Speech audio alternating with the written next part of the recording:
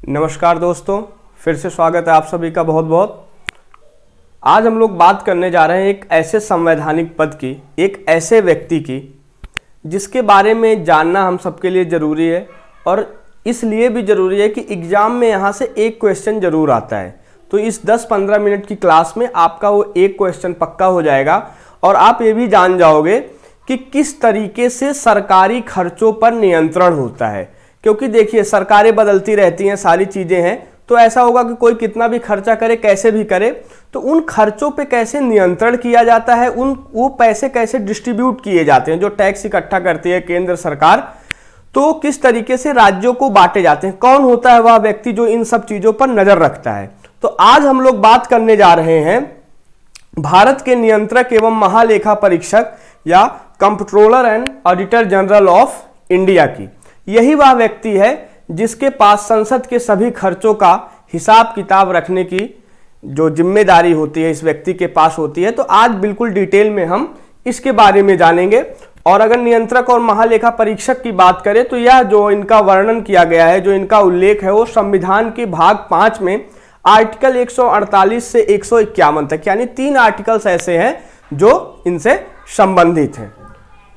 Short में हम लोग इसको कैग भी बोलते हैं। और कैग का जब नाम आता है तो जो 2G स्पेक्ट्रम घोटाला था, जो 2G के जो राइट्स बांटे गए थे, उसमें जो बड़ा नाम आया था निकल करके, जिसमें कांग्रेस सरकार की बड़ी छीछा लेदर हुई थी, तो वही कैग जो विनोद राय थे, वो इसी पद के बारे में बात करेंगे और देखेंगे कि क्या इसका इतिहास है और किस तरीके से इनकी वर्किंग है। तो देखिए, यहां पर बताया गया है कि संघ तथा राज्यों के, यानी दोनों चीजें ध्यान रखिएगा कि केंद्र सरकार और राज्य सरकारों दोनों पर वित्तीय कार्य प्रणाली, जो उनके रुपए पैसे से संबंधित कार्य प्रणालियां हैं सारी, उस पर नजर रखने के लिए एक संवैधानिक पद है जिसको कैग बोला जाता है। और इसकी जो नियुक्ति होती है, इंटरेस्टेड चीज है यहां पर, जो इसकी नियुक्ति है वो प्रमोशन से होती है। यानी इसका कोई ऐसा पद नहीं है कि कोई व्यक्ति हो जाए। एक तरह से समझिए कि कोई भी इनकम टैक्स या जो टैक्स डिपार्टमेंट में जो नौकरी करते हैं, जो IAS होते हैं इससे संबंधित, वही प्रमोट होते होते जो है वो इस पद पर पहुंचते हैं। ठीक है, तो इस पद का जो कोई ऐसा नहीं है कि किसी भी व्यक्ति को ये बनाया जा सकता है। एक तरह से सीनियोरिटी बेस्ड पद है और वही व्यक्ति यहां तक पहुंचता है जो उसके लिए प्रमोशन में ऊपर से सबसे नंबर 1 पे आता हो। ठीक है, और इसकी जो नियुक्ति का अधिकार हुआ राष्ट्रपति के पास होता है। ध्यान रखिएगा, नियुक्त तो राष्ट्रपति ही करता है, लेकिन जो क्राइटेरिया है, यानी कि जो एलिजिबिलिटी है इस तरह से कहें, या जो इसकी नियुक्ति होती है वो बाय प्रमोशन होती है। योग्यता में भी बाय प्रमोशन और नियुक्ति, हाँ नियुक्ति ध्यान रखिएगा कि प्रेसिडेंट ऑफ इंडिया के द्वारा की जाती है। इसकी जो नियुक्ति है वो भारत का राष्ट्रपति करता है। और शपथ भी अनुसूची 3 के अनुसार, अनुसूची जो होती है 12 अनुसूची है, उसमें जो तीसरी अनुसूची है उसमें प्रमुख संवैधानिक पदों के लिए शपथ का उल्लेख किया गया है, ओथ का उल्लेख किया गया है। तो राष्ट्रपति के समक्ष यह अनुसूची 3 के अनुसार शपथ लेता है। यानी इसकी नियुक्ति भी राष्ट्रपति के द्वारा होती है, शपथ भी राष्ट्रपति के द्वारा ही इसको दिलाई जाती है। आगे और बात करेंगे कि इसके कार्यकाल की, बहुत इंपॉर्टेंट चीज है, जो इसका कार्यकाल होता है वो देखिए 2 चीजें, या तो ये 65 वर्ष का हो जाए,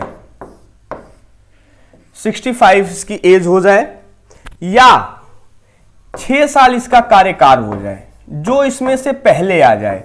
ये दोनों चीजें ध्यान रखिएगा कि जैसे कोई व्यक्ति 64 साल की एज में अगर कैग बनता है और 65 साल का 1 साल होते ही उसको हटा दिया जाएगा, या कोई 55 में बनता है तो जब उसकी एज 61 होगी तो वह इस पद से हटा दिया जाएगा। और बिल्कुल ध्यान रखिएगा कि जब ये अपने पद से हट जाता है तो यह फिर भारत सरकार या किसी भी सरकार के अंदर किसी भी पद पर दोबारा जो है नहीं बिठाया जा सकता। यानी कि एक बार नियुक्त होने के बाद इसको दोबारा किसी भी संवैधानिक पद पर नहीं बिठाया जा सकता। अगर इसको हटाने की बात करें तो एक तो यह है कि यार राष्ट्रपति को अपना इस्तीफा सौंप दे, अपनी असमर्थता जता दे।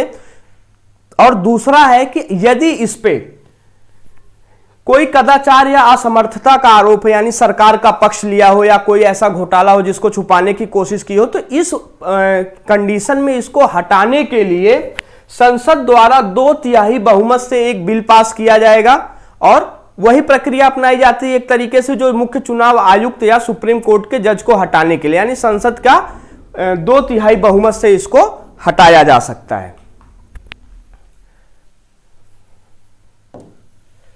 अब हम लोग बात करते हैं कि ये कार्य किस प्रकार से करते हैं। देखिए, जो कैग होता है यानी controller and auditor general of India जो होता है, ये सेंटर और स्टेट यानी केंद्र और राज्य दोनों के लिए ऑडिट करता है। अब जैसे मान लें कि सेंटर और स्टेट ने इतना पैसा इस साल के लिए खर्च किया या बजट के लिए निकाला इतना पैसा कि भाई ऐसे ऐसे हम लोग एक साल में इतना पैसा खर्च करेंगे, साल खत्म हो गया, अब उस पैसे का ऑडिट करता है कौन? कैग। ऑडिट किया उसने और उस ऑडिट की गई अपनी रिपोर्ट को कहां पर देता है? केंद्र में तो देगा प्रेसिडेंट ऑफ इंडिया को और राज्य में देगा गवर्नर को यानी राज्यपाल को। वह लिस्ट जो है, वह जो ऑडिट का जो सामान होता है, वो सारा कुछ फिर कहां पे लाया जाता है?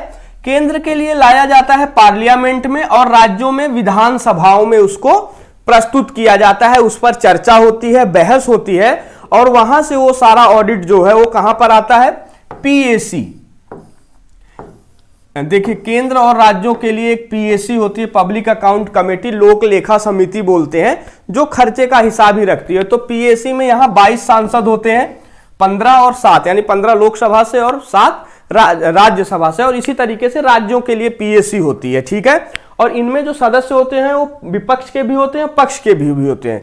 तो एक तरीके से सरकारी खर्चों की पारदर्शिता के लिए इस कैग के पद का गठन किया गया है और ये जो है वर्किंग है उसकी, यही पावर है कि किस तरीके से वो ये सारा कार्य संपन्न करता है।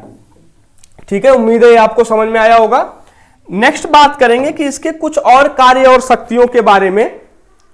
तो देखिए, भारत में कैग का निर्माण सबसे पहले 1858 यानी बिफोर कॉन्स्टिट्यूशन या बिफोर इंडिपेंडेंस, स्वतंत्रता से पहले 1858 में लॉर्ड कैनिंग के द्वारा किया गया था। ठीक है, लॉर्ड कैनिंग उस समय क्या था?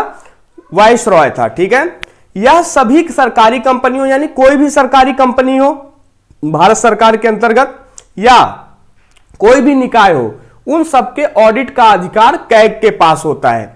इसे पीएसी का मित्र और मार्गदर्शक कहा जाता है। क्वेश्चन पूछता है कि पीएसी का मित्र या मार्गदर्शक किसे कहा जाता है? लोक लेखा समिति।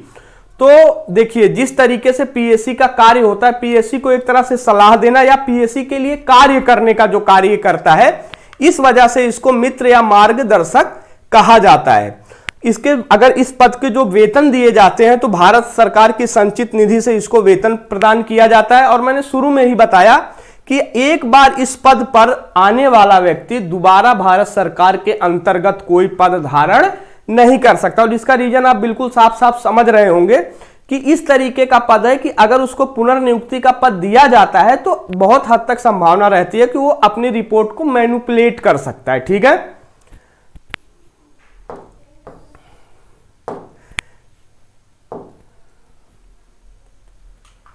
नेक्स्ट बात करेंगे प्रथम कैग कौन थे। एक प्रश्न आता है कई बार एग्जाम में।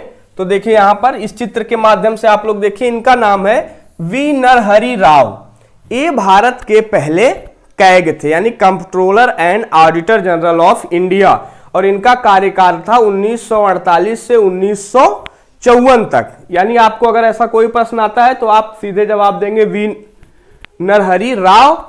और वर्तमान कैग की बात करें तो ये हैं गिरीश चंद्र मुर्मू साहब। अभी हाल ही में बहुत ज्यादा चर्चा में रहे।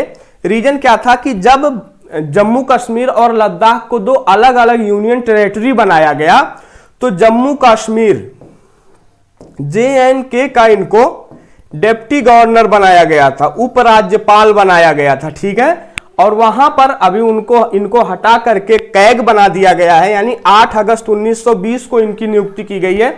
ध्यान रखिएगा कि नया नया पद बनाया गया है, तो एक करंट के लिए भी इंपॉर्टेंट है गिरीश चंद्र मुर्मू। और ये पूछ सकता है कि कहां के उपराज्यपाल थे, तो कहां के उपराज्यपाल थे? जम्मू कश्मीर के। और बिल्कुल याद रखना आपको, अगर वर्तमान पूछता है तो वर्तमान में जम्मू कश्मीर के राज्यपाल कौन है? मनोज सिन्हा।